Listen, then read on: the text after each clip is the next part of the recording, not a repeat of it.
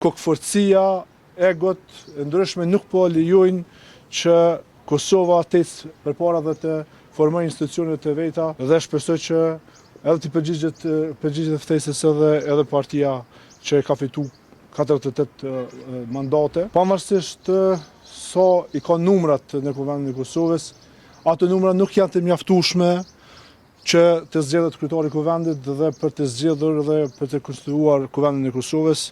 Andaj me të vërtetë është edhe kokçari edhe për qytetarët e vendit dhe tallje me gjithë qytetarët, pse kjo kokëforci nga një parti politike.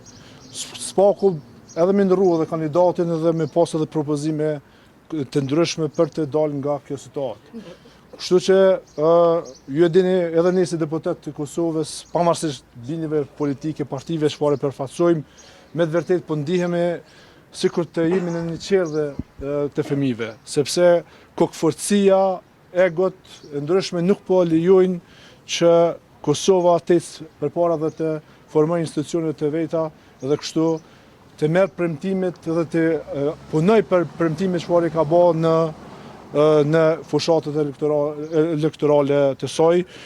Nëse vazhdojnë kështu me të vërtetë po humbim çdo sens të përgjegjësisë çfarë kemi para qytetarëve të vendit. Unë shpresoj që të gjithë të ulin egot dhe të shikojnë me përgjegjësi më të madhe dhe të kalojnë këtë lamsh çfarë është bërë deri më tani dhe shpresoj që edhe të përgjigjet ftesës edhe partia që ka fitu 48 mandate në Kuvendin e Kosovës dhe kështu të kemi një rezultat që i përgjigjet edhe statës politike. Shka për të ka me propozim në këtë takim?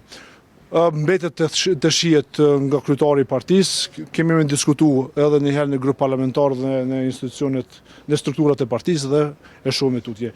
Edhe një herë, ne si deputet të Kuvendit të Kosovës, pavarësisht bindjeve politike për shoh dhe nga kolegët, me të vërtetë dëshirojmë të bëjmë një zgjidhje, po shihet qartë që zgjidhja është një herë në dorën e partisë më të madhe në Kuvendin e Kosovës, e cila edhe pse është më e madhja nuk i ka numra të mjaftueshme. Faleminderit shumë.